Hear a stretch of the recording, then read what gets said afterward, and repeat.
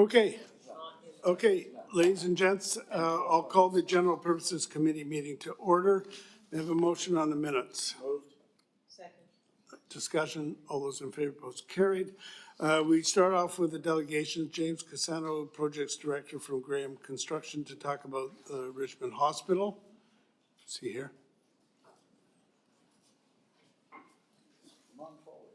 Come on forward. And we provide delegations. Introduce yourselves and you're given 5 minutes. Do we turn this on? And by the way, just before you get going, we do have a fairly extensive memo on this situation, which I think it is about the temporary structure you want by the chapel there. So go ahead. Do I turn this on? Oh, it's on already. Okay. Well, good afternoon, Mayor and City Councillors. I'm Gail Malmstein. I'm the VP for Richmond Acute. And I'm here with my partners from Graham Construction, HDR Architect, and VCH. We are here to give you an update on our project. I think it's been about 2 years since we've been to give you an update. So I thought I'd just review quickly about the project. It's the largest healthcare investment in Richmond history. It's $1.9 billion. The BC government's putting in $1.889.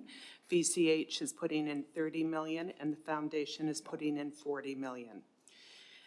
In the heart of this project is the Yurkovich Family Pavilion, and it will replace our aging North Tower, which is about 60 years old.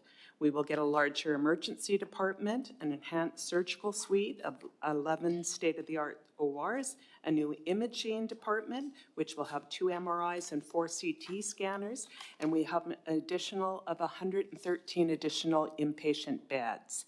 It will be designed for the future needs of the Richmond rapidly growing aging population. I will now hand it over to Joanne Stitch, our Deputy Chief Project Officer.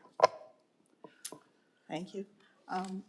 Just want to give you a little bit more of bring you up to date right now. So just some of the stuff that we've progressed since we last talked to you. So we've got the cancer care clinic relocated into its new space. We've got a new addition for the UBC Medical Education Center, which has relocated in May of 2024 into that space. We've been able to complete the demolition of the older Rotunda building, and we will be starting the demolition of the Park Center in the next month to prepare the site for the Yurkovich Family Pavilion. We've also been able to relocate and open the new facility for the Psychiatric Assessment Unit earlier this year, and a number of other smaller interior relocations and renovations which support that. And this all in the process of getting us ready to come to this point where we're ready to start working on the Yurkovich Family Pavilion, which you'll hear about later, which is phase 2 of the project. So lots has happened, although we haven't really had a significant item to bring to you, but lots has happened. We've actually now moved into a new procurement model, the Alliance model, and it's a collaborative model, and that will partly lead to why you received a memo related to this space. But we're working collaboratively with our partners on the design and on the construction of the new Yurkovich Family Pavilion. Our partners are Vancouver Coastal Health, Graham Construction, who we have a representative today, and HDR Architects, who are with us today in case there's any questions. So we are launching into the first phase of that work, which is called the Alliance Development Phase, and that is where we do detailed planning, we figure out how our construction is going to be implemented, and we do it together. So, you know, we were all sitting together earlier today, and the trailers were bursting at the seams, to be honest, in our existing co-location trailer. The way this works is we really collaborate in person. So it's a really nice way of working where we can really be innovative together. So that's a key feature of that, and I would like you to meet our partner, Greg Parnell. He is the Alliance project manager leading us in this next process. So I'm just going to get him to walk you through a little bit more of this update piece, and then we'll open up to questions. Yeah, thank you. Again, Greg Parnell. I am the Alliance project manager, and I'm really pleased to announce that as an Alliance, we are fully up and running. Our team is expanding considerably on a week-by-week basis as we pull together the greater team that it'll take to design and construct this amazing facility. The Alliance presents a lot of opportunities in this contractual structure to help us solve problems that wouldn't have been solvable through other models. I have learned that there was concerns about the massing of some of the earlier concepts that you might have seen previously. And, you know, one of the things we're trying to do as an alliance is to soften the massing against the park and to try to tone it down and pull a lot of the hospital towards Gilbert, as an example. So I have heard that would be warmly received. So. And it allows us to look at really solid clinical solutions. You have a package in front of you right now, and as you can see from the red outline up there, the footprint of the hospital is considerable, and it doesn't leave a lot of space for the team that we need to manage this facility. And the team is not just architects and builders. It is clinicians, it is doctors, it is special, people with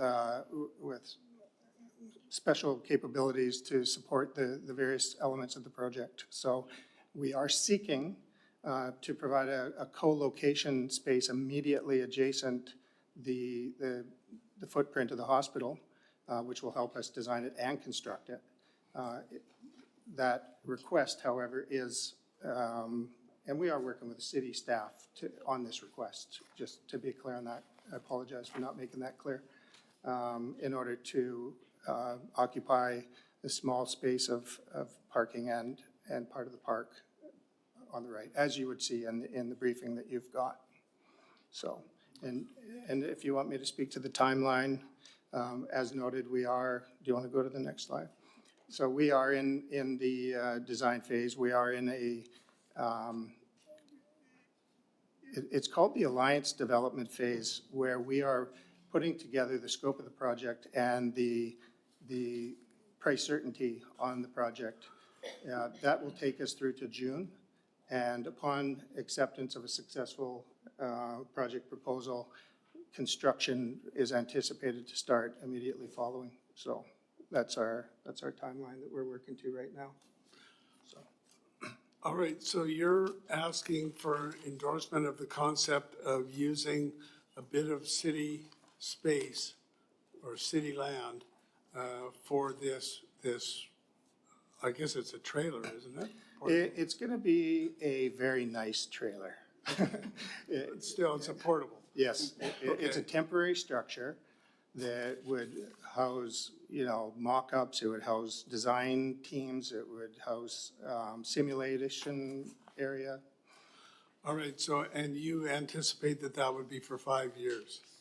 Yes. Okay. Are there alternatives? Could you find some other space of provincial space for that? We've been looking for quite some time, and we ran out of options. And from a construction perspective, the answer to that would be no. The construction team has to be immediately adjacent to the construction works in order for safety reasons and just for the management of the various tradespeople that will be on the site. So. All right, Councillor Wolf. Oh, if we could go back to the slides, it was this image right before that. It showed the kind of footprint of that one there. So in 5 years, or after it's done and it gets removed, it looks like it's within the red space. So does that mean long-term that space is going to be underneath the future pavilion? Yes. Yeah. So none of what's being impacted by this building is ever going to get returned to park or parking, right? It will.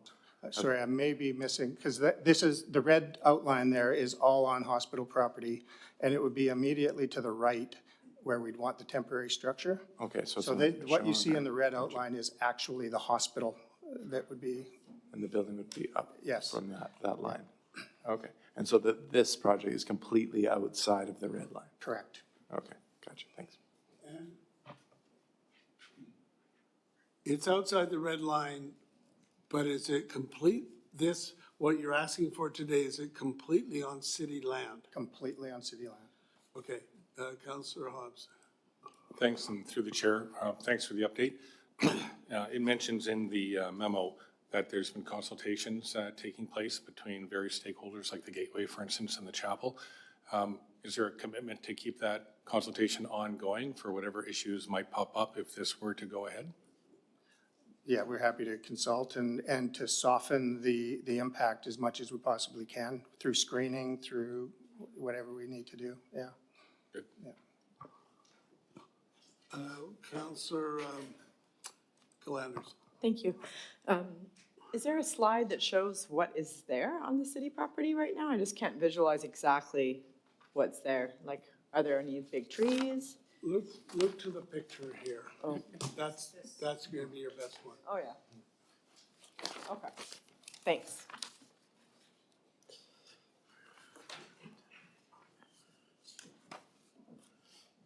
Okay, any other comments or questions?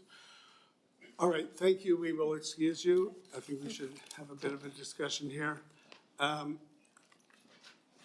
Thank you for coming. Councillor McNulty, I have a question of staff. go ahead. Yeah, I'm just curious, staff, they say they need approximately 4 stalls. And for those of us that know exactly where they are, does that take 50% of the parking that's already there? And what about the access, I guess the direct access to Monroe Chapel will be impeded? I would think if you're gonna have a building there, you're not walking straight in Monroe Chapel. Through your worship to Councillor McNulty, no, it's right at the corner of the north parking. The access to the Gateway Theatre parking would not be affected at all. So those spots right outside the gateway will still be there? Yes. Okay, all right, I think that'd be good. What about the trees in the park? Are they taking any trees down? Are replacing, not taking trees down? They're gonna replace trees somewhere else? No, if I get in trouble, I refer to Mr. can Chan. refer, yeah, But no the temporary structure itself will not affect Minaru Park trees. However, within the projected area, there's likely that there are 2 trees that are right on the property line with the hospital that would be affected by hospital construction in any case. All right, thank you. Do you agree with that? To the chair, to Councillor McNulty, yes. And also carefully that the hospital team has been consulting with the city team. It's a relatively flat area. It's available, it's right next to a driveway. And the 2 trees that Mr. Cooper has just mentioned is the smaller tree, not of historic significance. At the end of the project, we obviously will look at replacing the trees at likely a favorable portion to the city, very likely to be in situ, so in the same location. All right, Councillor Day. Yeah, given that this is going to facilitate a compressed design and construction schedule, I would want to make the motion that we. I think the motion, if you're interested in a motion, I think it might be that we endorse the request in relation to the temporary site construction office for the Richmond Hospital, and secondly, that the CAO be authorized to finalize the terms for the occupation until construction of the new hospital tower is complete. Second.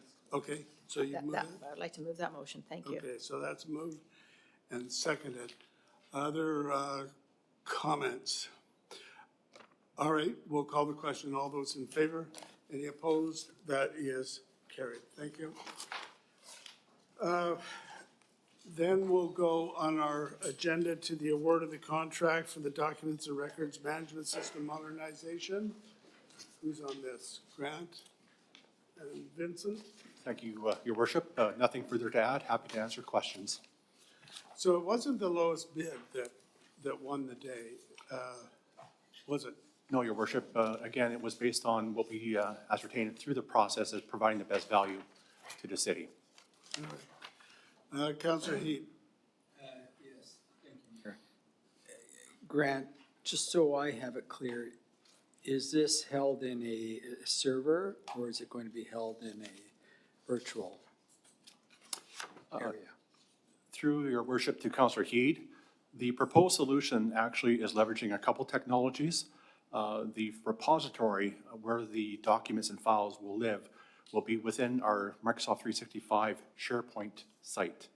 And so that site will be essentially architected to hold the information and then secured through essentially the process that we would secure all city assets or city information on 365, right? And that is held within our domain? Yes. Thank you. Councillor Hobbs. Thanks, and through the chair, thanks for the report. Just a clarification, when I was looking through this in table 1 and 2, if you look at the evaluation scores between the different companies, you know, Cadence is, you know, lower in the first one and higher in the second one. And, you know, for me, I might tend to average those out, but I don't think that's the way to do it. So can you just explain the importance of the two different tables and how the evaluation process works and the importance of the second one? Sure. Through the chair to Councillor Hobbs. So this is a two-phase evaluation process. The first phase really is to identify the proponent's responses in terms of how they have provided the solution based on fitting or meeting the requirements in the RFP. It essentially is a qualification phase for all intents and purposes where we look at the responses. It's done internally just by reading essentially those responses and ascertaining how well they fit against the requirements. And then also looking at the high-level financial information. Does it meet our financial budget requirements? Is it compliant in terms of what we asked for? In that context, we then determine which vendors best meet essentially those elements or those attributes, and we would then make a recommendation to move those vendors to that second phase, which essentially is a shortlist phase. In that phase, we do a more detailed assessment in terms of fit to requirement. We have discussions with those vendors. We're able to engage and have those discussions. We are able to get a better understanding and discussions on the financial elements. We do reference checks to understand, you know, their involvement in past projects of such nature and essentially how the references check out. We look at a variety of things. In fact, we also get demonstrations of the systems or how the systems would work in context of how they are proposing it. And so typically it's a much more in-depth process in that second phase, which then results in a second evaluation. And then based on that evaluation, ultimately is where then we make that recommendation. Okay, so phase 1 is a gateway. You get through it, you're in phase Yes. 2. Okay, thanks. Councillor McNulty. Yeah, just quickly, I have no problem with the report. Just on our number 3, the authorization to extend the contract, what happens in 5 years if the council of the day doesn't want to extend the contract and it's not fitting our needs? Why wouldn't that come back to council to extend it and redo it as opposed to, it seems like it's automatic and we're going to sign up now for 10 years. We haven't even tried it. Yeah, so through your worship to Councilor McNulty, this is a relatively big project in context of the change that would invoke on how staff work. It's projected that the project is likely to take up to 2 years for transition. Yeah. And so, you know, it's a big effort, it's a big project. And so ultimately, you know, those first 5 years, 2 of those years are going to be just in the context of transitioning and moving people over to the new solution. We believe that a electronic document management system is a major investment for the city and that we need to look at it in terms of a long-term plan, right? And so we looked in context that this is how it was evaluated, right? We're looking at essentially what the vendors are proposing, the viability of the technology, what is the forecast for that technology? Does it have life? I've referenced the fact that the repository for all of the documents would live within Microsoft SharePoint, which is part of 365. Well, that's going to be viable because Microsoft is not going to discontinue that service in 5 years. You know, they're going to continue operating and supporting that service. So from our perspective, it's very viable and it's not unrealistic to ask for a 10-year contract. Now, the way it's been positioned is initially as a 5-year contract with the option and right to renew. If council should so choose after that 5-year expiration, that come back for staff to report in context of how it met solutions or met the requirements, we're happy to do that. So it would come back to the council of the day to look at it, because things are going to change in the next 5 years. If Big that is time. how council wishes to direct staff, then yes. You know, I'd like to see that, to be quite frank with you. Thank you. First question in the introduction here mentions that outdated software no longer supports modern workflows or collaboration tools. Has there been some recent decisions made by council that are requiring this upgrade? Or was this kind of a timed end? The 25 years have served as well and it's time to move on, or is there something else pushing that need? Yeah, so through your worship to Councillor Wolf, the technology that is currently in use was essentially 1990s technology. It's known technically as a client-server model, where the primary component is a Windows application or program that sits on a Windows machine, and it's only accessible within the city itself. This is a more ubiquitous solution that gives access to information regardless of the device. It allows staff, for example, with iPads and that to access documents securely. And so the same security parameters apply, to the documents and also the right to know that information. So all of that's maintained and managed through the records management system. This is integrated natively within the Microsoft Office suite. And so as staff now utilize that tool, they're able to seamlessly access and have workflows using this system, where today it is a secondary thought. In order to access and work with document management, you have to go specifically to the document management tool.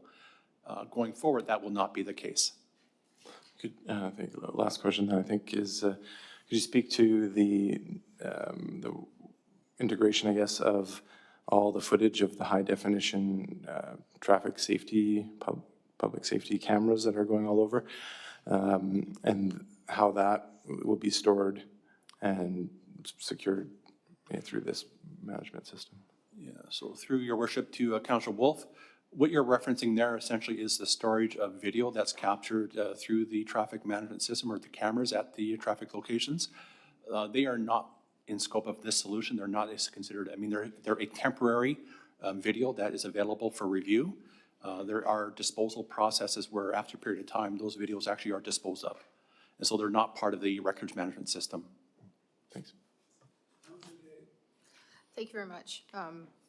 Yeah, I'm looking at the the summary of the evaluation on page 14, and were we coding apples to apples and oranges to oranges? Because like OpenText came in at 3 million and Gravity at 10 million and Cadence, which is the one you're recommending, at 4.5. So that's a huge spread.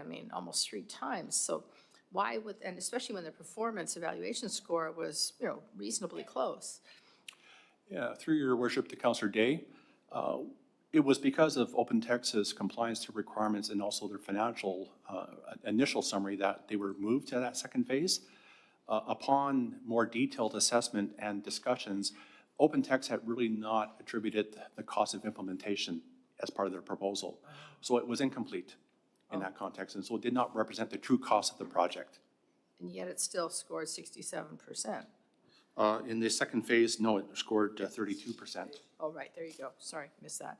Question, also on page 13, it says that perform migration of all existing OpenText content, 8 million plus documents. Do those all need to be moved? Would it be possible that this would be an opportunity to clean house? Through your worship to Councillor Day, that would be a consideration as part of the project. And so this would be obviously part of the process between IT and records management, where we will be looking at cutting over documents on a division/department basis. And part of that process would be certainly looking at evaluating what needs to be retained and brought across. Okay, and then just one other little note. I was talking to a bunch of seniors advisory committee, and they're complaining that, we get beautiful reports with, color front, color back, and pictures and graphics and logos. They just want to print it out and read it. Is there a way that we can simplify these reports and documents so that they can have like a Word version? And that would take up a lot less memory and be easier for the average person to print out on a home printer. Through your worship to Councillor Day, the audience of the document management system is staff. This is not something that the public has access to directly. Okay, so it's totally separate. Then we'll talk to you about that other thing later on. Thank you. All right, someone want to move it? So it's moved and seconded. Further discussion, all those in favor, opposed, carried. Thank you. Local Government Climate Action Program, the Year 4 Survey Report, et cetera.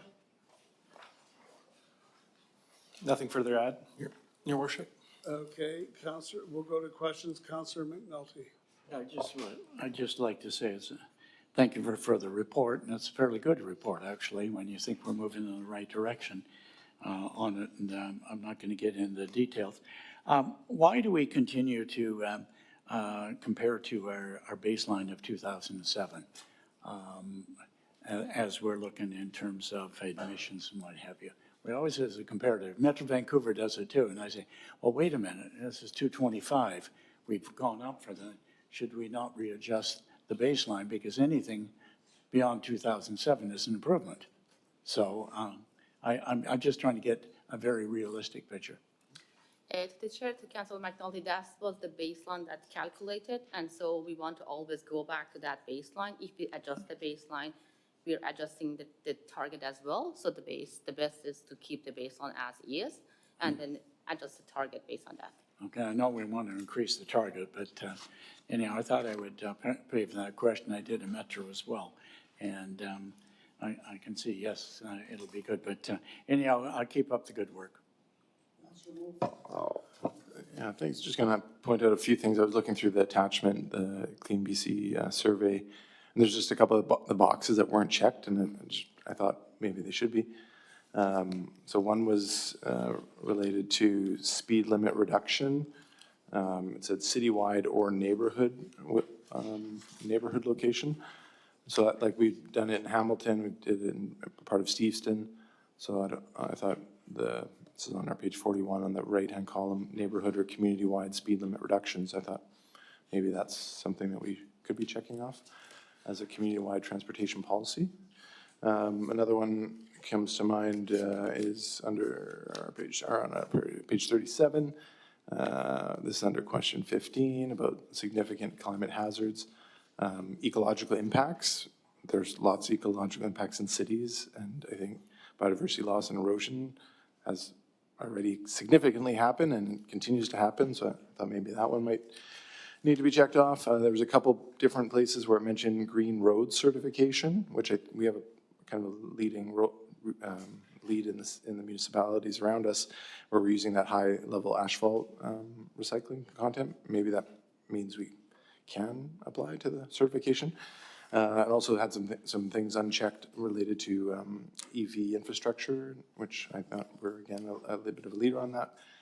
And then the last one was related to commercial transport goals for the city and the fleets that use our roads. So any comments on those things, or are they maybe we're not far enough along, so we didn't check some of them off?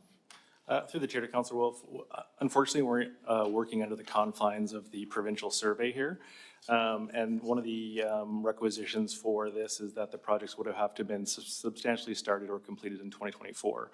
So staff do our best to try to highlight and contribute within the structure of the provincial survey as best we can, but we will make note of that and move forward. We do try to capture each section as much as possible throughout the form itself. Great, thanks. My last question relates to attachment 2, which is on page 44, the corporate energy and emissions inventory. And it kind of highlights the emission sources from our vehicles and contracted vehicles. And I'm just totaling up the two bigger categories, which is the heavy-duty diesel that we have and heavy-duty diesel that we contract. That combined is about 1,800 tons of CO2. It's about 20% of all of our emissions. Any ways we're trying to address that largest problem emission vehicles? And then also a side question to that, do the Richmond Fire Rescue, does their fleet, is that included in this? Through the chair to Councillor, I'll start with the first one, and we do have some staff support for fleet here, but I do know that we are working towards greening our fleet and opportunities to modernize a fleet with electric vehicles. within the confines of the technology that's available. If there's more information that you want, we could get that, or we do have someone here from Fleet to discuss that as well. But those are some of the opportunities we're looking at in the future to reduce the heavy carbon footprint of the diesel-specific vehicles. And I think my colleague would like to refer to the RFR calculation. Yes, to the Chair, to Council Wolf, the fire department is included in this calculation. The only department that is not is the police, which is the federal government. Okay, great, thank you. Thank you, Your Worship, and thank you for the report. I have a question about the money that we receive. So GP 18, we received $552,886 in 2022 and 23, or sorry, in 24, 5, and 6. And it says we use it for all sorts of things, retrofitting existing buildings. So that's mostly city buildings, I'm assuming. And demonstration projects and incentives. So I was wondering, are there private incentives that we offer with this fund, with these funds to people, to homes to upgrade their, Richmond residents upgrade their windows, fireplace inserts, et cetera? Through the Chair to Councillor Glanders, yes, we do. The one specific recently is the heat pump incentive. Right. We are looking at other initiatives in the future that relate to more home building envelopes. But the most recent one that we've established is the heat pump rebate that we have in place. Yes, that's directly related to this funding. Correct. Yeah, great, thank you. Yeah, so the incentive programs, they actually come here to council for approval, don't they? That's correct, Your Worship. We have a motion? Moved and seconded. Further discussion. All those in favor? Any opposed? That's carried. Thank you. Proposed commercial truck parking strategies. Sonali? Thank you, Your Worship. Nothing further to add to the report, and staff are available to answer any questions. Yeah, so you're recommending a pilot program and permits, et cetera, just what's outlined here. That's correct, Your Worship. Staff are recommending a suite of strategies, including a pilot program to permit truck parking on select roads in industrial areas through a permit program in the city. And the idea would be if it works out well and everybody's happy with it, you could expand that. Your Worship, absolutely. The pilot will allow us to monitor the program and bring forward recommendations for future expansion and formalization. All right, Councillor Heed. Yes, Mayor, and just bear with me, I do have several questions regarding this, and just from an Advent point of view, how long has the referral been in for us looking at commercial vehicle trucking or parking in Richmond? Can anyone in staff answer that? Through Your Worship, to Councillor Heath, this specific referral, I'm just checking the origin. It's dated 2024, but I understand a referral has been in place for quite a period of time. We've been looking at this issue for years, based on what I understand. Would that be correct? Absolutely. Through Your Worship, to Councillor Heath, this has been a very long-standing, complex issue, not just within Richmond, but across the region for many years. Thank you. And so when we look at this pilot program, how many vehicles will this accommodate if we allow them to park on public property? Through Your Worship, to Councillor Heed, we estimate about 55 trucks.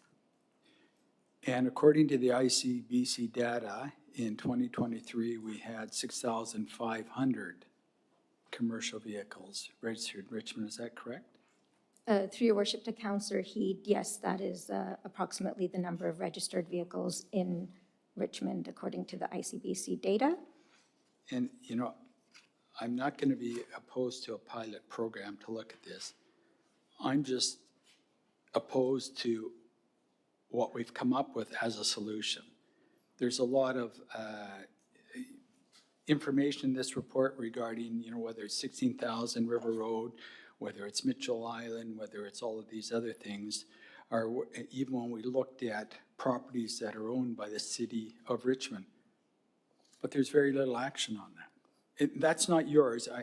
I'm surprised that this came, and I can understand why from the traffic point of view. But certainly I'm perplexed as to the limitedness of this report when we have over 6,500 vehicles in Richmond, and we're talking about 55 parking spaces. Right now, there is trucks that are parked on fertile agricultural land in Richmond, and you can't fault them, because I'd like to see what the courts are going to say if we go out and we start fining them, when in fact these are Richmond businesses that have nowhere to park their trucks. So again, my understanding is the referral's been in long before I came into council in 2022. This is the best we can come up with. I'm just, I'm dumbfounded as to why we do this, and I guess I am going to be critical of staff with respect to this, Mayor. There are some initiatives that are being explored here in Richmond, and I'm hoping that this report wasn't to circumvent some of the processes that some people with outside of the box thinking to come up with where we're going to park our commercial vehicles and how we're going to get these commercial vehicles off of fertile agricultural land, and so that we can support the businesses here in Richmond. So when we look at the Port of Vancouver, the need for them here, when you look at, YVR, I think you've got other levels of government that do have a responsibility beyond Richmond. I know Metro Vancouver is looking at this as a significant issue.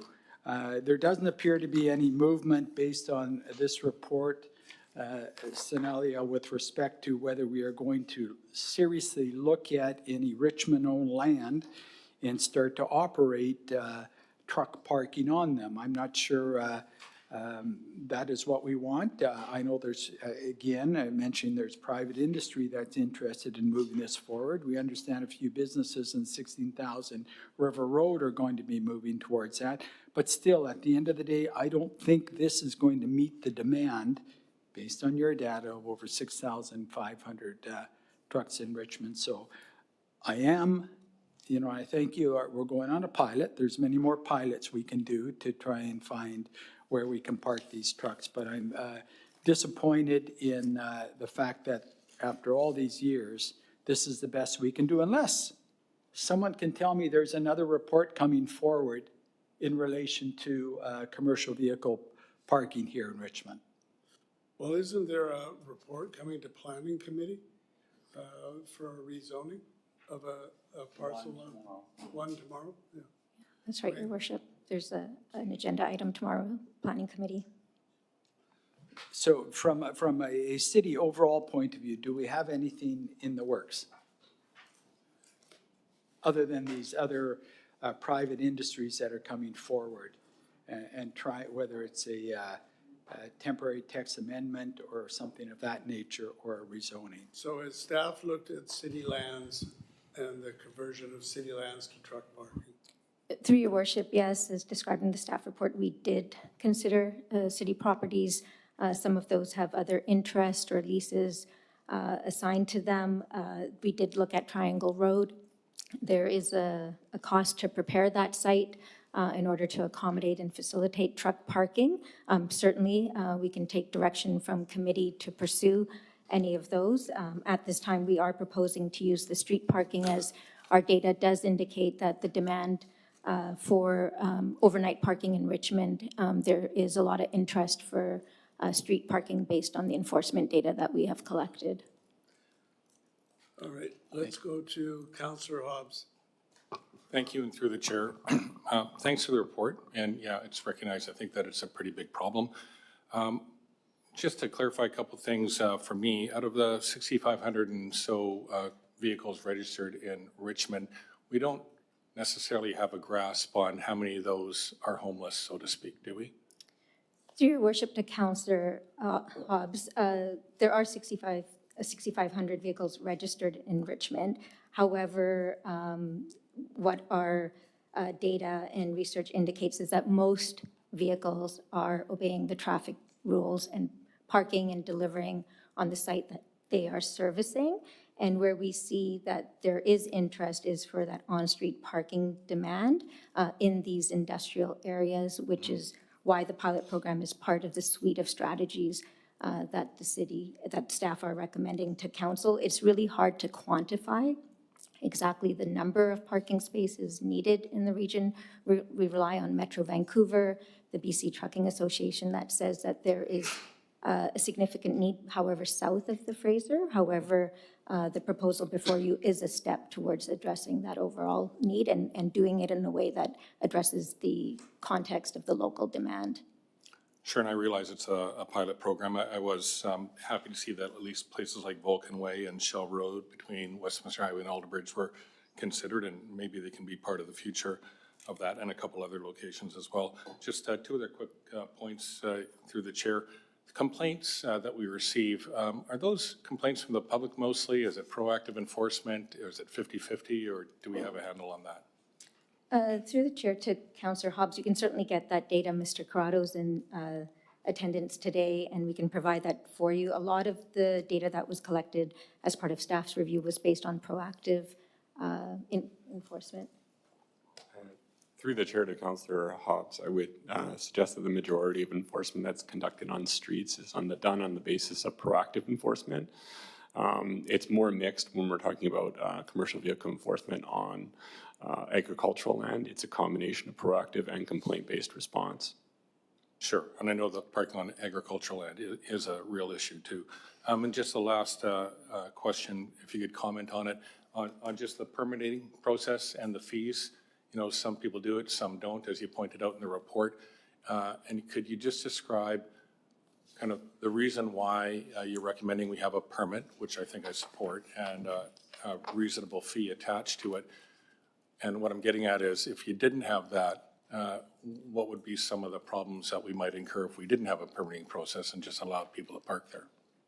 Through your worship to Councillor Hobbs, yes, regarding the pilot program, staff are recommending that a registration of license plate be included and a fee associated with that. We did contemplate and review various options for fees or no fees, and what we see is that definitely there is interest for parking in the region. There's private parking areas along the 16,000 block of River Road that do charge for a fee, so we didn't want to deter from their business. As well, we still want to encourage existing businesses in Richmond to accommodate their truck parking needs on site and not use the street as spillover that a free parking system may encourage to do, and have this be an opportunity to offset some of the costs associated with the pilot program as well. Okay, thank you. Councillor McNulty. Yeah, thanks very much. I'm pleased to see that we're at least doing something, and but I echo the comments of everybody else around the table. And we're not going to solve this because the trucking industry is one of the largest industries in the province of British Columbia and in Canada. So let's, the movement of goods and body services. So my question is, of the, on our page 48, sort of 49, the idea of River Road and land use policies, given if we're successful in this tonight, to contact those people to say, we're moving ahead, we're thinking positively, what are you doing? Bring your thing to the table, and how quickly could staff address some of those to further embellish what we've already got? Through the chair to Your Worship, to Councillor McNulty, absolutely. Should Council endorse the pilot program, there would be a communication strategy as part of that, updates on the city's website regarding truck parking opportunities in the city, whether it is the on-street program, if endorsed by Council, and other opportunities like the 16,000 block of River Road. Okay, I guess I'd like to suggest another area that we look at the industrial parks and the industrial areas. I don't know if you've looked at those roads, but they're extremely wide. You can have parking on both sides and still have lots of road going down the middle. And even if you had parking on one side of the road for trucks, you would accommodate a tremendous number of trucks. It'd be a lot more than 55. You pick any one of them off 6 Road, whatever, and even on Vulcan Way, along those ways, those roads are, and our engineering department can probably tell us how wide they are. but I would even suggest for one side of the road. And I'm thinking in terms of, your worship, you know, we're doing a pilot project, but I think we have to be more proactive than just a pilot project. It's moving in the right direction. I'd like to give staff latitude to start working forward to some of the others. This is going to be successful for 55 trucks, but we've got 555 that need it. The other question I have just directly, this is 7 days a week. They can park 7 days a week, correct? Through your worship to Councillor And McNulty, on that's right. Saturday and Sundays, all these industrial parks are totally empty. We can even put pickleball courts on the roads, okay? And have a lot of fun out there. But I'm not being facetious. They're wide, there's lots of room, and I think there's something that we should be working into. It's public property, we pay for the roads, so I think it's just one of the other areas to pursue all things that we can at the moment, because we do have a problem. Okay, thank you, Your Worship. Thank you, Your Worship. Through you to staff, thank you for this report. I do have a number of questions regarding the quantifying that we've been talking about, 6,000 trucks, et cetera. It's hard to determine how many are homeless, as Councillor Hobbs put it. I would assume that a lot of them are parked at commercial buildings that they're serving. Would a way to quantify the need, I mean, we'll learn more through the pilot, but have we ever done an inventory when inspecting the illegal parking that's being done on the sites that we've been finding, et cetera, on ALR, for example? Do we have an idea of how many trucks have been parked on average illegally in Richmond? And if not, and if you do, but if not, maybe we could make that part of a reporting of the pilot. Through Your Worship, to Councillor Galanders, currently there's roughly 41 tickets have been issued for commercial vehicles that are parking on agricultural land contrary to the zoning bylaw. 41 tickets, but how many trucks? Like you may have issued a ticket to a property that had 10 trucks on it. You know what I mean? Through Your Worship, to Councillor Galanders, typically the tickets are issued if there are multiple trucking companies. We'd issue a ticket to each. I will say that there was one property that's been responsible for quite a few of those. And in that instance, there can be up to 30 to 40 trucks parked on that one property at a time. Yeah. What period of time are you talking about for those? To Your Worship, it's year to date.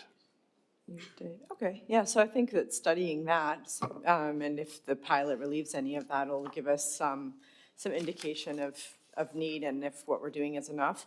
You know, on GP 56, it states the things that we are doing. Exploring the potential of private or municipal lands, review the options of overnight on-street parking, considering temporary use permits. So we're doing all these things that were advocated for in the report, in the Metro report. A couple of years ago, when this sort of started increasing on ALR lands, the truckers Metro-wide were, petitioning the province to come up with more solutions. And then there's a list of the things that the MOTT and Deltaport, et cetera, have added on GP 55. Has that given any relief, and have the truck associations responded to that positively at all? Through your worship to Councillor Galanders, we can certainly engage with stakeholders regarding their response to that, but certainly the ministry has committed since 2023 $100 million towards additional commercial truck parking in the region. Nordell Way has a truck parking area. They're just recently opened up 106 spaces at the north end of the South Fraser Perimeter Road, just west of the Port Mann Bridge, and coming online and under construction are 2 more ministry parking lots, again, south of the Fraser, where the high demand for truck parking exists. Thank you. Just a couple more questions. One more sort of general one, and then one specifically about the pilot. When approaching private owners, have you approached, for example, we were just looking at the Silver City Riverport parking lot that's going to, was brought forward for rezoning into an industrial development that's going to take a long time. Have we contacted that owner to see if they were willing to provide that lot as temporary truck parking? Through your worship to Councillor Galanders, not to date. As part of the recommendations before you, we would engage with the larger industrial properties regarding the endeavor to accommodate trucks on their site where they do have surplus area. Yeah, I've already seen like large buses and stuff parked there, so and it's a really huge site. So regarding the options A versus B, I had a question about how on option A, what page is this on? Okay, so on option B, on GP 54 at the top, it specifically says through this option, the parking would be restricted between the hours of 7 a.m. and 7 p.m., or 7 p.m. and 7 a.m. But on your recommended option, it does, on option A, on the other page, 53, it doesn't mention anything about the hours. But is it the same setup? It's just that it doesn't mention it? Yes, for clarification, through the chair to Councillor Galanders, it would be the same hours and the same registration requirement as well. Okay, and then, so my only thing I'm thinking we would need to monitor strongly with going with this pilot is, are we going to see a circling of trucks waiting until 7 p.m. and causing more air pollution? So that's something we're going to have to look at, right? Through your worship to Councillor Galanders, absolutely congestion, circulation, impact to roadways, consultation with adjacent businesses and the community at large will be part of the monitoring of the pilot program. Okay, and then just about the River Road properties, I just want to confirm, so these River Road properties, even though some of them, they still have homes on them and whatnot, have they already been taken out of the ALR? Through your worship to Councillor Galanders, I believe so, yes. Yeah, and are they going to come forward one at a time? Through your worship, I believe we have 2 in stream. One will be presented to Planning Committee tomorrow for consideration, and I believe there's another one in stream out of the 14 properties identified along the 16,000 block of River Road. I believe 8 are already permitted to accommodate truck parking. Great, thank you. Councillor Liu. Thank you, Worship. Thank you for this report. This sounds really good. When I look at page, 50, you talk about the number of parking truck violations between 2022 and 2024, and you say that the majority of them are the smaller cube vans. And so I'm wondering if we might look at some other mechanisms to, and you said most of them were actually registered outside of Richmond as well. And so I'm 2 prongs. I'm wondering how we will share the communication plan then. So if people are registered outside of Richmond, how will they know what the new rules are? But also 2, would we look at some other mechanism to say charge $10 per night overnight? So like if you buy a monthly pass, $165, if you just park for the night because something happened, you have to park in Richmond for the night, can you get a $10 and you just do it on your phone, same as everybody else does? Through the chair to Councillor Liu, there's certainly different options to administer it. Right now, we were basing the recommendation on similar practices in the region that are on a monthly basis, ease of administration, and easier for the trucking industry to base their schedules knowing that there's parking availability in this area and make arrangements accordingly. But the pilot project will enlighten us on a lot more information, and there could be changes as a result through that program. Okay, thank you. And so given that so while our biggest concern probably emotionally are the big rigs because like they're noisy, you can't just park them anywhere, and they're the ones that are probably being parked the most on agricultural land, that sort of thing. But these smaller cube vans, like do we have a mechanism for allowing people to have them parked overnight, say at shopping malls? Like are they allowed to be parked overnight at shopping malls? Is there a mechanism for people like churches or malls who have empty parking lots all night to apply for some sort of zoning to allow some truck of the cube van parking? Obviously, I don't think we want big rigs in all the neighborhoods and pulling into the church parking lot next door, but, do we have a mechanism for allowing other groups to join in on this?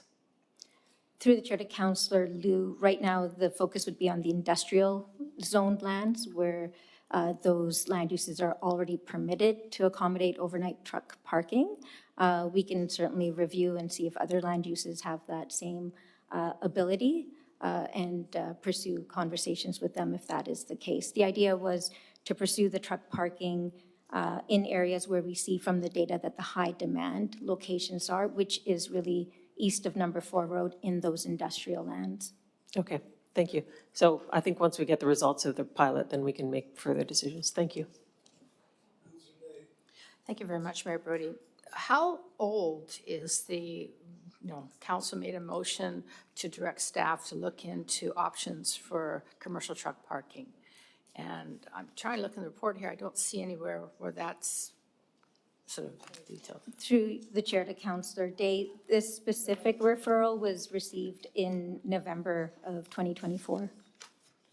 But the original referral was a lot older than that, I think. But okay, Triangle Road. It says there that it's under license agreement. Are we making like a good income from that? Because it's also mentioned that this site is potential for other uses that might generate significant revenue. So where are we at? I remember we had, was it Deadpool was filmed there, and we got money from the movie companies. But through the mayor to Councillor Day, probably we should go into a closed meeting and discuss that kind of information, or we could provide it in a confidential memo. okay, I just, I drive by that often as if I'm going to, recycling, and it just seems like it's underutilized, and I'd like to get more information about that. I have no problem with the pilot. My only question is that Surrey is charging $400 a month. We're charging $165 a month. What's the reason for the lower cost? Through your worship to Councillor Day, we based our proposed fees on the existing permit fees in the city bylaw for passenger vehicles and scaled that up to accommodate for the larger curb space that trucks occupy. Certainly, we can take direction to increase the fees. That's something we were planning as part of the pilot program to start with this baseline, see what the costs and participation levels were, and come back to you with any adjustments if required with respect to the fees. So the pilot is just for a year? That's correct. Yeah, I would like to see that be significantly higher, because when you've got a truck that's, 30 feet long, it's going to cost to put it somewhere. But I would also like more information about Triangle Road and what the options are for that. That could be a memo, if that makes it simpler. But, I like all of the steps mentioned on page 57, which is, advocating with Union of BC Municipalities, sending a letter to the Ministry of Transportation, a survey larger industrial property owners. I mean, these are solutions that could really work, and so on and so forth. So I think that the recommended actions should move forward as aggressively as we can, so we can find a more permanent solution than street parking. But yeah, we can't do nothing. There's too many trucks, and yeah, thank you. Okay. So if council has a mind to do it, I suggest we would have the staff recommendation and then add one more, that staff be directed to consider the viability of other industrial areas to add to the pilot program. Moved. Seconded. So that's moved and seconded. Any further discussion? All those in favor? Any opposed? That is carried. Thank you. So, the final item for Open GP is this examination of ethical implications, et cetera, et cetera.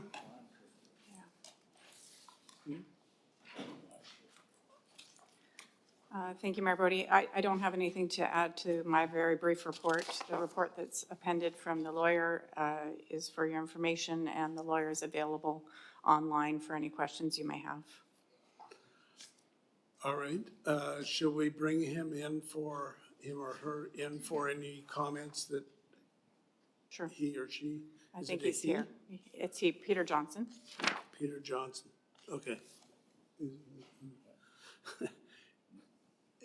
Peter, are you there?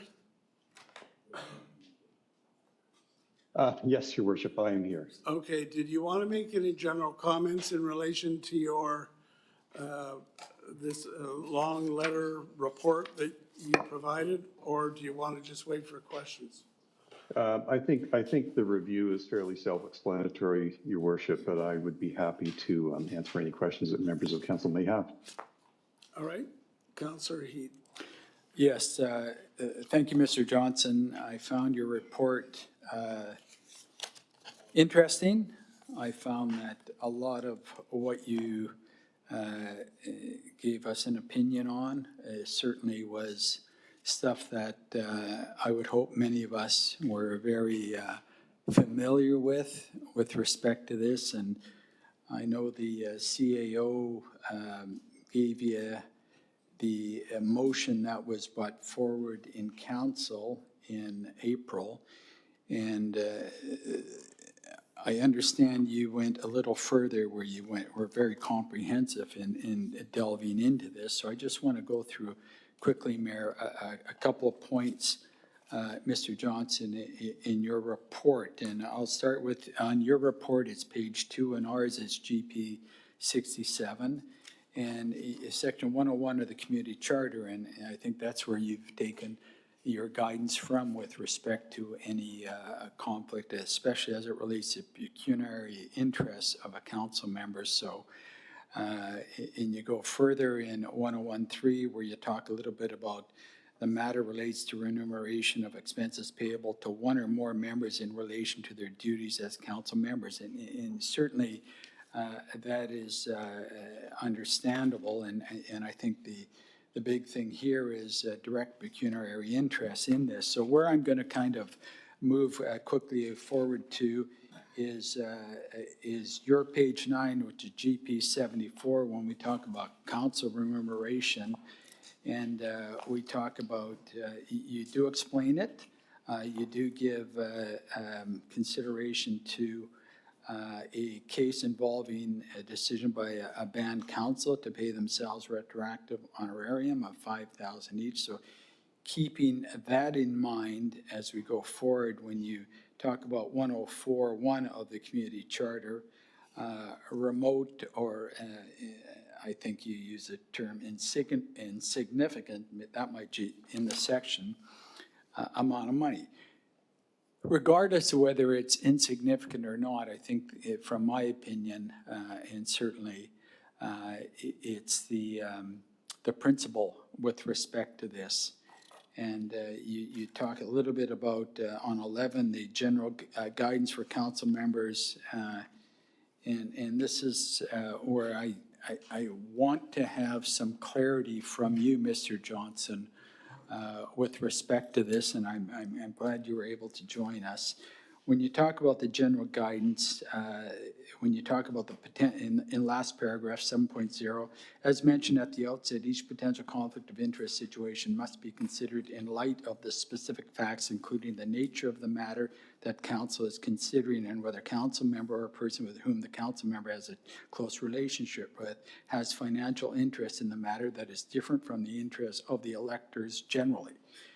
Specific to why this was brought forward was in relation to a council member voting for them to take a particular spot where they would receive remuneration. It's not for all of council. It was for one council member who would be receiving that remuneration, and the person did not recuse themselves from that particular vote. That is the crux of why the opinion was asked for.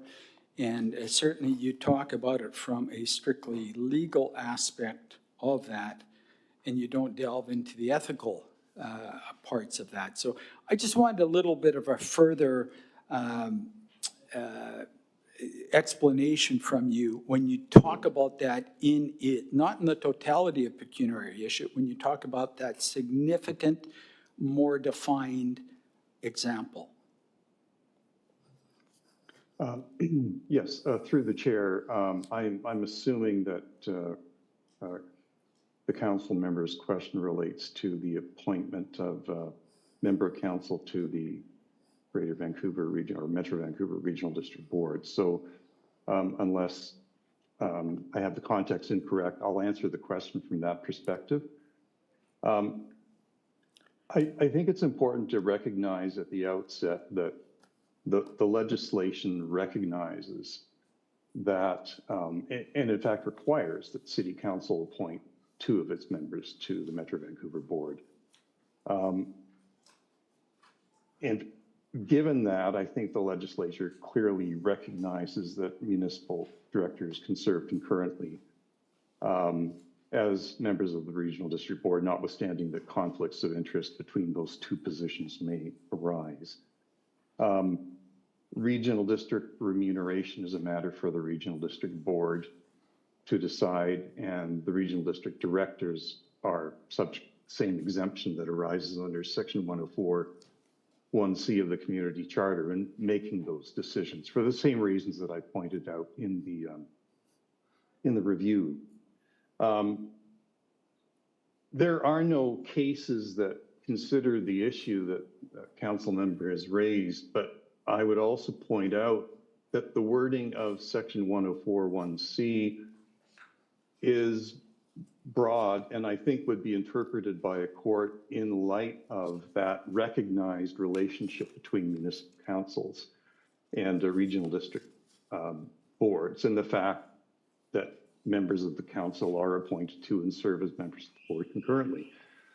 And from that perspective, I wouldn't be at all surprised if a court interpreted Section 104(1)(c) to include and give recognition to the fact that when appointed as a member of the Regional District Board, the council member is fulfilling 2 duties. I mean, they're fulfilling duties to the board as a director of the board, but they're also fulfilling the terms of their appointment by the council. And to the extent they're receiving remuneration, that is also in respect of the fulfillment of their duty as a council member, acting as a member of the Regional District Board.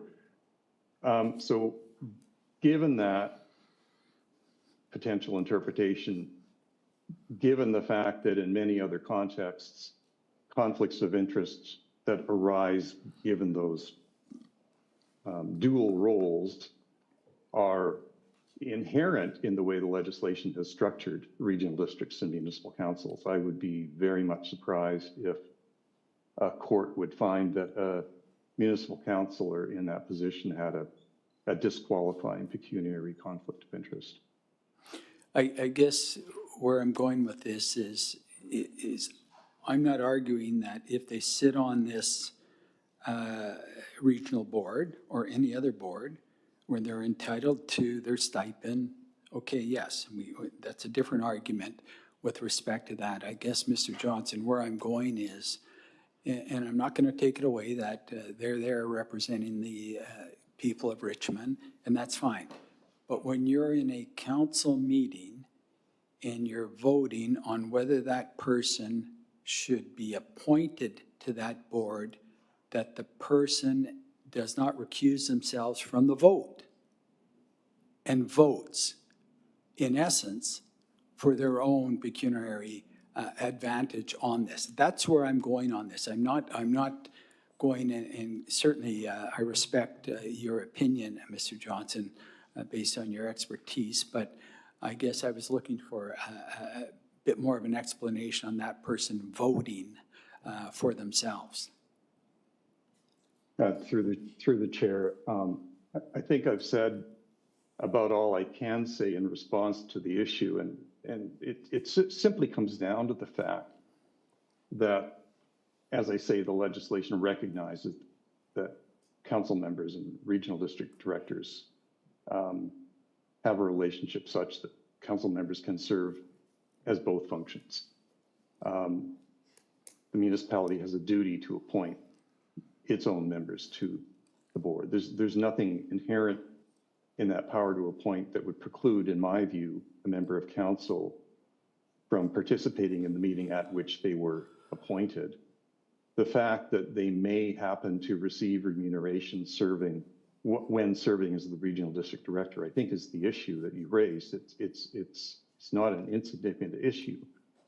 But all I can say, I think, is that given the way the legislation is structured, given the way that council remuneration and remuneration paid to council members who are fulfilling a duty, an official duty as a member of council, given that that is recognized as an exception to the conflict of interest rules. I don't think you can thread the needle to the extent that you could argue that, you know, a disqualifying pecuniary conflict of interest arises in that case.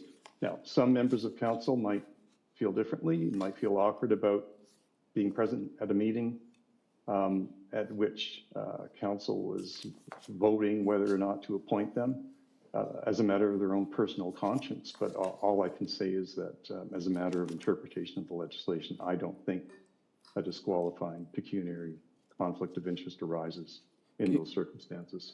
Thank you, Mr. Johnson. My last question, other than Louis versus Louis, where you talk a bit about pecuniary interests of the entire band council, are there any other precedent-setting cases that you're aware of, or is this kind of unique? This is, through the chair, this appears to be a rather unique situation. And we have not been able to find any cases in which this issue of council remuneration has been raised. Thank you very much. Councillor Day. And thank you for the report. It was very interesting to read. This has come up multiple times, and I'm glad we're trying to clear it up finally. You mentioned on page 67 of our report that the community charter prohibits a council member who has a direct or indirect pecuniary interest in any matter from C, voting on a question in respect to the matter as such in the meeting. And then on page 77, you state that there are cases where even trifling financial benefits or interests have been held to disqualify council members. So you've been pretty clear that there are rules in place. Have you had a chance to look at our city, rules and see whether they need updating given this information? Through the chair, I have not been asked to do that. I expect the rules that may be embedded in the council procedure bylaw are very substantially the same as are contained in the community charter. Then I'd like to ask that question of the CAO. Through the mayor to Councillor Day, if I understand the question correctly, do our bylaws or council procedure bylaw need updating? And it is, our council procedure bylaw is consistent with the community charter, which has been described by Mr. Johnson in this report in its entirety. Well, not the whole community charter, but the relevant sections to conflict of interest. So you feel that the rules we have in place right now that have allowed these things to go on are effective and do follow the community charter? Through the chair to Councillor Day, I think the effectiveness is really up to council to decide. Certainly they do follow the community, well, they are explicitly consistent with the community charter. Thank you. All right. Someone want to move the motion? Further discussion? All those in favor? Any opposed? That is carried.